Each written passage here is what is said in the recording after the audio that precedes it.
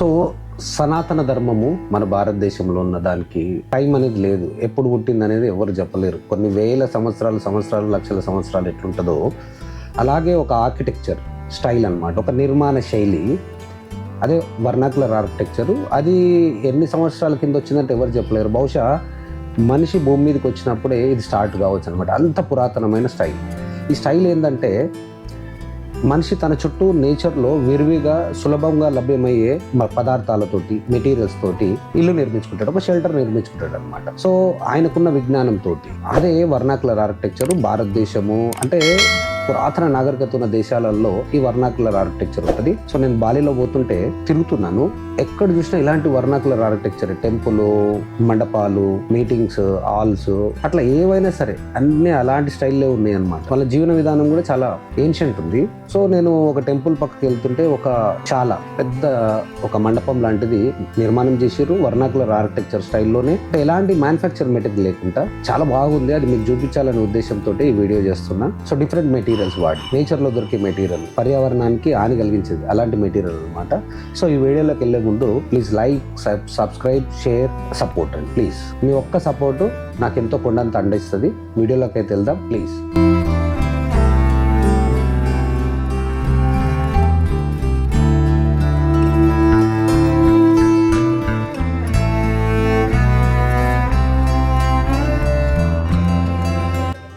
Hello hi, welcome back to my channel. నేను శ్రీనివాస్. యాక్చువల్గా నేను ఒక టెంపుల్లో ఉన్నా. ఈ టెంపుల్లో ఒక అద్వితీయమైన ఒక వర్నాకులర్ ఆర్కిటెక్చర్ అనమాట. ద కన్స్ట్రక్షన్ మనిషి మొట్టమొదట ఏం చేసిండంటే సిమెంటు, స్టీల్ ఇలాంటివి తయారు చేయలేదు. అతనికి ఉన్న సోర్సు, అతనికి చుట్టుపక్కల దగ్గరగా అంటే అతను తీసుకురాగలిగినంత దూరంలో ఉన్న మెటీరియల్స్ని వాడి నివాసాలను ఏర్పరచుకుంది. But now modernized. నీకు యూఎస్ నుండి కూడా మెటీరియల్ తయారు వస్తుంది, ఫ్యాక్టరీలు, కర్మాగారాలు, దునియా అటు ఇటు ఏదంటే అది. కానీ అది లేనప్పుడు వేల సంవత్సరాల న్యాచురల్ సోర్సెస్, చెట్టు, పుట్ట, రాయి, మట్టి చుట్టుపక్కల ఉన్నది. దాన్ని యూటిలైజ్ చేసుకొని ఒక అద్భుతమైన టెక్నాలజీని వాడి, అంటే ఆయన మేధస్సే ఆ టెక్నాలజీ, మిషనరీ కాదండి, వాడి చేసుకురన్నమాట. ఈ బాలినీస్ కూడా పురాతనమైన టెక్నిక్స్ ఇంకా వాడుకుంటారు అన్నమాట. కొన్ని వేల సంవత్సరాలు అయిపోయిన వారి వర్నాకులర్ ఆర్కిటెక్చర్ వాళ్ళ ఐడెంటిటీని వదలట్లేదు. ఎక్కడ పోయినా everywhere you will get vernacular architecture. కొన్ని మెటీరియల్స్ వాళ్ళ జీవన విధానంలో ఇమిడిపోయినాయి అన్నమాట. అంటే వాళ్ళు అవి లేనిది జీవించలేమనే స్థాయిలో ఉంది. వాళ్ళ కల్చర్, వాళ్ళ నిర్మాణ శైలిలు అప్పటి కూడా ఇంకా అక్కడక్కడ కనిపిస్తూనే ఉన్నాయి, ఇంకా చేస్తూనే ఉన్నారు అన్నమాట. So I'm Srinivas, architect and valuer, vastu consultant. Welcome to my channel building guru. నేను ఈరోజు ఒక అద్భుతమైన ఒక పెద్ద, అంటే ఒక ప్రాకారం, పెద్ద హాల్, అంటే ఎలాంటి వస్తువులు తయారైన మ్యానుఫ్యాక్చరింగ్ వస్తువులు లేకుండా నేచర్లో దొరికిన వస్తువులతోటి తయారు చేసిన దాని గురించి నేను చెప్తాను. ఇది బాలీలో ఉంది. ఇందులో మధ్యలో ఏముందంటే వాళ్ళ కోడి పందాలు, అతి ప్రాచీనమైన క్రీడ అయిన కోడి పందాలను రిప్రజెంట్ చేయడానికి కొన్ని స్టాచ్యూలు ఇట్లా పెట్టారు. చూద్దాం రండి. సో ఇదంతా తాచ్ అంటారు, తుంగ అంటాం చూడండి. మొత్తం పైకప్పు చూడండి తుంగతో చేశారు, మొత్తం తుంగనే ఉంది చూడండి. అంటే మందంగా లేయర్లుగా తయారు చేసేసి ఆ బ్యాంబూస్ పైకప్పు మీద పెట్టింది చూడండి. ఎక్కడ మొత్తం 4 సైడ్లో చూసినా అట్లనే ఉంటుంది. సో హ్యూమిడిటీ కాబట్టి పైన ఓల్ పెట్టేది చూడండి. ఇదంతా గ్యాప్ అనమాట, హ్యూమిడ్ అంతా. ఇక్కడ ఆ తేమ ఎక్కువ కాబట్టి అందులోంచి వెళ్ళిపోవడానికి. ఇది అంటే ఈ హ్యూమిడ్ తీర ప్రాంతాలు కానీ హ్యూమిడ్ ఉన్న ప్రాంతాలలో ఈ కన్స్ట్రక్షన్ స్టైల్ చూడండి. అట్లా 4 సైడ్లో పెట్టేది మొత్తం. ఇదే చాలా చల్లగా ఉంటుంది, మైక్రో క్లైమేట్ని కూడా కంట్రోల్ చేస్తుంది అనమాట. దాని తర్వాత చూడండి ఇక్కడ చూడండి ఇంత దూరము వుడెన్ లాక్స్, అంటే ఈ మొద్దులు ఉంటాయి కదా, దీన్నే కాలాలుగా తయారు చేశారు.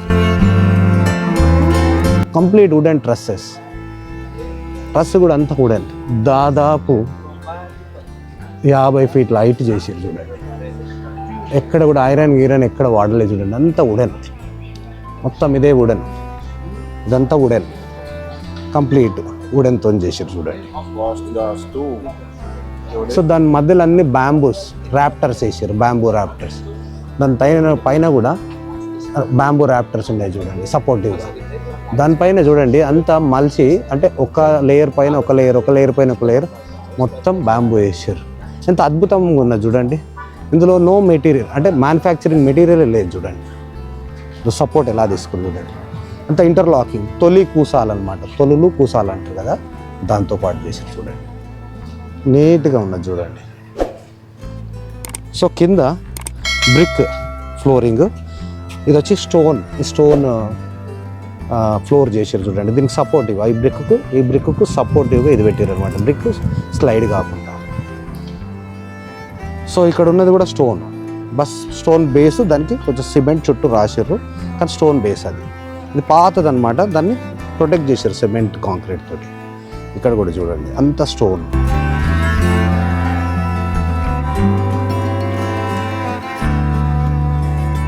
సో ఇది ఒక కోడి పందాల ఆట ఆడేటప్పుడు చుట్టూ జనాలు కూర్చునే వాళ్ళు, అంటే పురాతన బాలినీస్ కల్చర్లో దానిని రిప్రజెంట్ చేయడానికి, దాన్ని చూపెట్టడానికే ఈ కట్టడం కట్టారు అనమాట.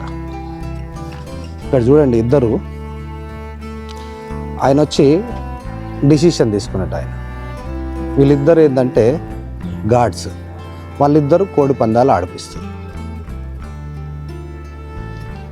చూడు, వాళ్ళ ప్రాచీనమైన ఒక ఆట, దానికోసము ఎంత ఖర్చు పెట్టి తయారు చేసి చూడండి. అది కూడా ఆ రోజు ఎట్లుండనో దాన్ని రిప్రజెంట్ చేయడానికి.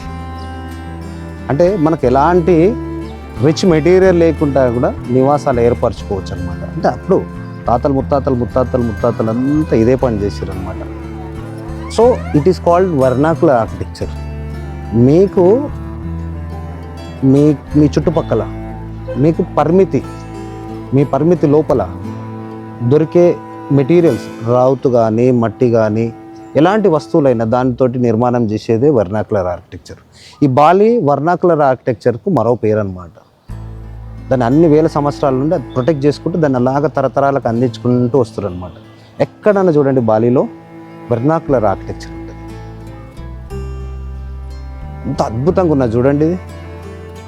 నీకు బయట ఉమ్మిడి ఎక్కువ ఉన్నది, కానీ ఇక్కడ చల్లగా ఉంది. ఎందుకంటే ఈ నిర్మాణం కూడా ఆ పైన చూడండి, అక్కడంతా ఒక లేయర్ అంతా ఓపెన్ ఉన్నది చూడండి.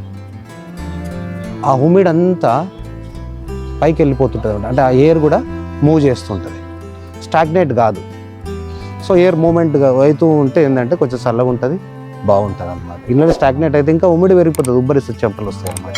సో అప్పుడు వాళ్ళు అంత టెక్నాలజీ ఉండే, ఆ కాన్సెప్ట్స్ కానీ ఆ మెటీరియల్ కానీ పక్కా వాడేది. అందుకే వాళ్ళ లైఫ్ స్టైల్ కూడా పెరిగింది. ఇప్పుడు ఉండే మన కాంక్రీటు ఇవన్నీ, వీటిలో హీటు, రేడియేషన్, ఎయిర్ మూమెంట్ ఉండదు, సరిగా లైటే రాదు.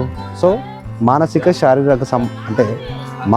శారీరక రుగ్మతలు రావడానికి కారణం ఏంటంటే నిర్మాణ శైలి మోడర్న్గా పోతున్నాం తప్ప శాస్త్రీయంగా పోవట్లేదు అన్నమాట. అది